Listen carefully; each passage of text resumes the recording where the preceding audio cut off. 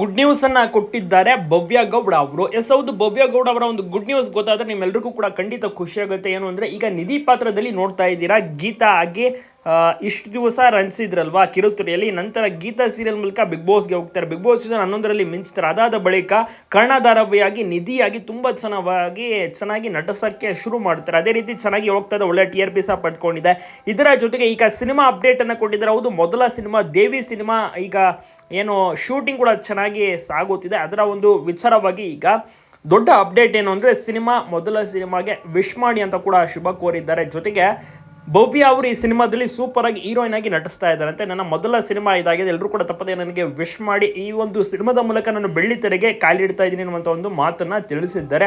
ಭವ್ಯ ಗೌಡ ಅವರ ಒಂದು ಮೊದಲ ಸಿನಿಮಾ ಕೇಳಿ ಜನರಿಗೆ ಬಹಳಷ್ಟು ಖುಷಿ ಆಯಿತು. ದೇವಿ ಸಿನಿಮಾದ ಮೂಲಕ ಸ್ಯಾಂಡಲ್ವುಡ್ಗೆ ಗ್ರ್ಯಾಂಡ್ ಎಂಟ್ರಿ ಕೊಡ್ತಾ ಇದ್ದಾರೆ ನಟಿ ಭವ್ಯ, ಹೀರೋಯಿನ್ ಭವ್ಯ. ಕಿರುತೆರೆಯಲ್ಲಿ ಸಿಕ್ಕಾಪಟ್ಟೆ ಮೋಡಿ ಮಾಡಿದ್ರು ಇಷ್ಟು ವರ್ಷಗಳ ಕಾಲ. ಬಿಗ್ ಬಾಸ್ನಲ್ಲೂ ಕೂಡ ಸೂಪರ್ ಆಗಿ ರಂಜಿಸಿದ್ದರು.